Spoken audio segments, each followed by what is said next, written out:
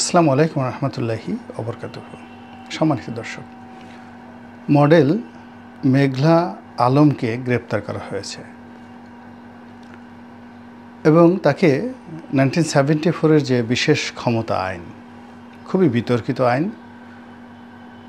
সেই আইনের ক্ষমতা বলে তাকে আটক করা হয়েছে। অর্থাৎ কোনো কারণ না দর্শিয়ে রাষ্ট্র তার ইচ্ছা মতো যে কোনো ব্যক্তিকে আটক করার যে ক্ষমতা, সীমাহীন ক্ষমতা এই অধ্যাদেশের মাধ্যমে ভোগ করে।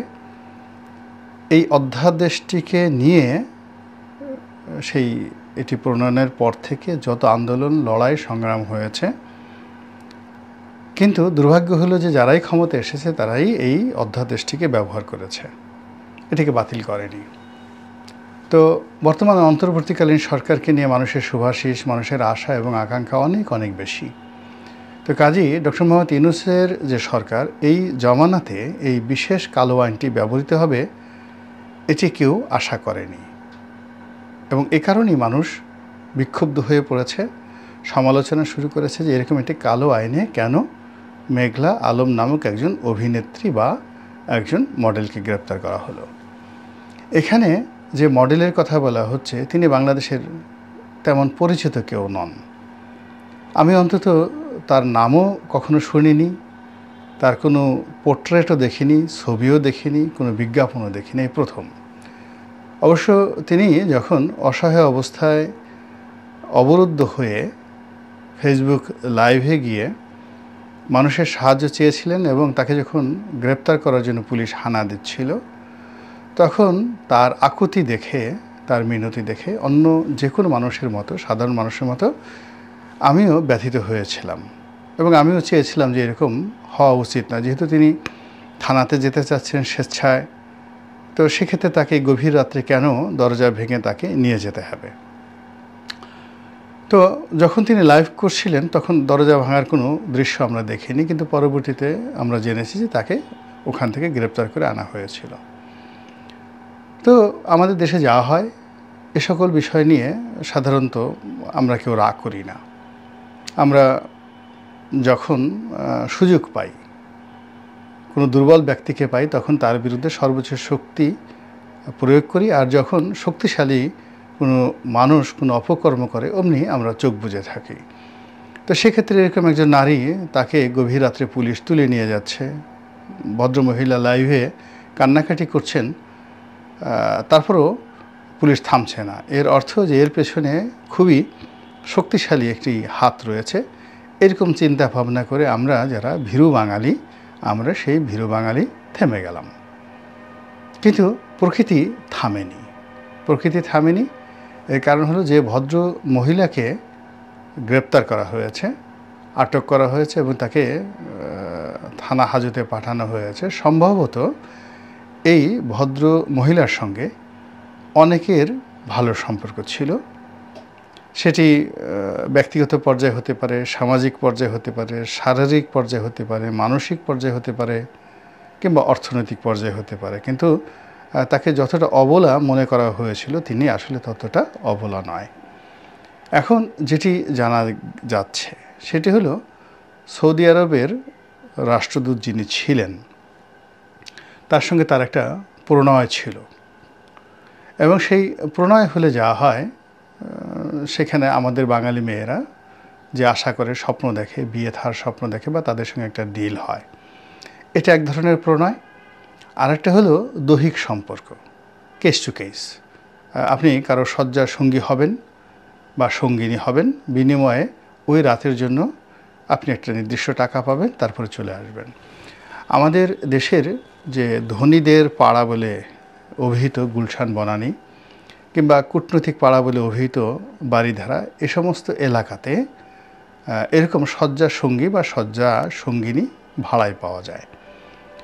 অর্থাৎ কেউ যদি এই কুকর্মটি করতে চায়, শারীরিক সম্পর্ক স্থাপন করতে চায়, সে যদি গে হয় তাহলে সমকামিতার জন্য পুরুষ সঙ্গী সে রাস্তায় পাবে, নারীর সঙ্গেও রাস্তায় পাবে এবং এগুলো নিয়ে সাধারণত কথাবার্তা হয় না। যদি খুব কঞ্জুস টাইপের কোনো লোক 10,000 টাকায় চুক্তি করে নিয়ে গেল, টাকা দিল 2,000 বা টাকা দিল না, তো এরকম ক্ষেত্রে কিছু শব্দ হয়, কিন্তু এর বাইরে সাধারণত এগুলো কাকপক্ষীয় টের পায় না। আর এই অপকর্মগুলো করার জন্য ওই সকল অঞ্চলে বহু সেভ হোম রয়েছে, অনেক বাড়ি আছে যে বাড়িতে এই সমস্ত কর্ম হয় এবং তারা ঘণ্টা ভিত্তিক এই বাড়ি ভাড়া দেয়। আশেপাশের লোকজন জানে কিন্তু কিছু বলে না। কিন্তু মেঘনা আলমের এই ঘটনাটি সেরকম ছিল না। তার সঙ্গে মূলত এই রাষ্ট্রদূতের একটা প্রণয় ছিল, বিয়ের একটা কমিটমেন্ট ছিল এবং সেই সংক্রান্ত তাদের মধ্যে ঘনিষ্ঠতা হয়েছিল। এবং যতটুকু জানা গিয়েছে যে পরবর্তীতে এই সম্পর্কটির অবনতি হয়। এর কারণ হলো সৌদি আরবের যারা লোকজন রয়েছেন তারা সাধারণত 3-4টে বিয়ে, 4-5টা বিয়ে এগুলো তাদের দেশে কোনো বিষয় না। তো এখন সেই সৌদি রাষ্ট্রদূত, তার আগে দেশে বিয়ে করা আছে, বউ আছে। তো তিনি এই মেঘনা আলমকে বিয়ে করতে চেয়েছিলেন দ্বিতীয় স্ত্রী হিসাবে, হয়তো এরকম একটা কথাবার্তা শোনা যাচ্ছে, কিন্তু মেঘনা আলম সেটা রাজি হচ্ছিলেন না। তখন এই বিষয়টি সমঝোতা করার জন্য একটা টাকা পয়সার লেনদেনের চুক্তি হয়েছে বা কথাবার্তা হয়েছে, কিন্তু সেটি মিলেনি। হয়তো রাষ্ট্রদূত দিতে চেয়েছেন 10 টাকা, মেঘনা আলম চেয়েছেন 20 টাকা, এবং এগুলোর সঙ্গে মেঘনা আলমের পরিবারও জড়িত হয়ে পড়েছেন।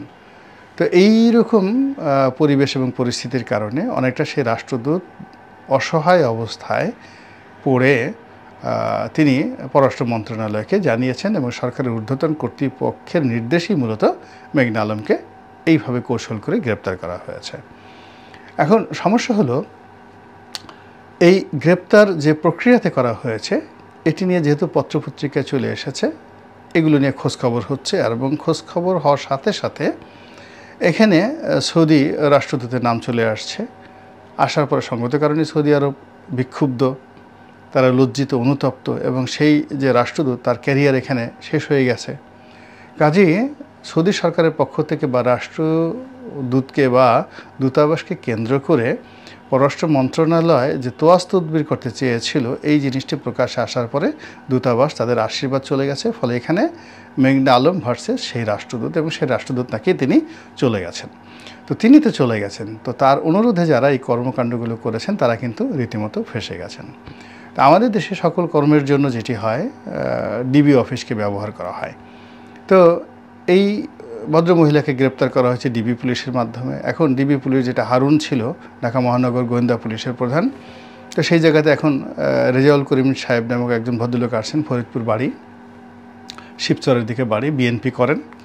তো তিনি বেশ দায়িত্ব পালন করছিলেন এবং পেপার পত্রিকায় না এসে, মিডিয়াতে না যেয়ে, ভাতের হোটেল তৈরি না করে মোটামুটি ডিবিকে একটা অ্যাক্টিভ প্রতিষ্ঠানে পরিণত করে ফেলেছিলেন। এখন যেহেতু তিনি এই বাহিনীর প্রধান, তাকে ইতিমধ্যে স্যাক করা হয়েছে, অর্থাৎ তাকে ডিবি অফিস থেকে সরিয়ে অন্যত্র দিয়ে দেওয়া হয়েছে। এবং এখানে অনেকগুলো রাজনীতি কাজ করেছে। এখানে যে মেঘনা আলমের রাজনীতি তা নয়। এর কারণ হলো যে যেহেতু তিনি বিএনপিপন্থী একজন কর্মকর্তা, তো বিএনপিপন্থী একজন কর্মকর্তা ডিবি পুলিশের সবচেয়ে গুরুত্বপূর্ণ পদে থাকবে, এটি এই সময়টাতে প্রশাসনে বিএনপির যে আধিপত্য সেটা যেহেতু নেই, কাজেই তাকে এখানে রাখা যাবে না। ওখানে যারা এই মুহূর্তে শক্তিশালী রয়েছেন, জামাতের লোক শক্তিশালী রয়েছেন, এনসিপির লোক শক্তিশালী রয়েছেন, তাদের সঙ্গে যাদের দহরম মহরম সম্পর্ক রয়েছে তাদেরকেই সাধারণত এই ধরনের পদে দেওয়া হবে। 2 নম্বর হলো মেট্রোপলিটন পুলিশ কমিশনার এবং আইজিপি পদেও পরিবর্তন হয়েছে, এবং এই দুটো পদে প্রথম দিকে বিএনপির যারা লোকজন তারা ছিলেন। তো তাদেরকে সরিয়ে এখন যাদেরকে দেওয়া হয়েছে তারা কোনো দল করেন কি করেন না বড় ব্যাপার নয়, কিন্তু তারা যে বিএনপি করেন না এটা মোটেই নিশ্চিত। ফলে পুলিশের মধ্যে যে বিএনপিকরণ হচ্ছিল খুব দ্রুততার সাথে, সেটা এখন বিএনপির সেই প্রভাব প্রতিপত্তি থেকে বিএনপিকে দূরে সরিয়ে রাখা হচ্ছে, এবং মেঘনা আলমের এই ঘটনাকে কেন্দ্র করে বিএনপিকে একটা শিক্ষা দেওয়া হলো এবং এই রেজাউল করিম সাহেবকে সরিয়ে দেওয়া হলো। এটা একটা তুলকালাম কাণ্ড।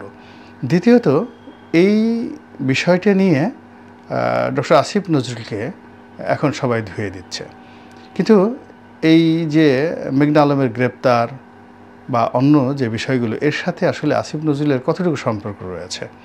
এই পুরো কাজটি পররাষ্ট্র মন্ত্রণালয় যদি তার অনুরোধ পেয়ে থাকে সৌদি দূতাবাসের পক্ষ থেকে, তাহলে সঙ্গতির কারণে তিনি এটি স্বরাষ্ট্র মন্ত্রণালয়ে বলেছেন।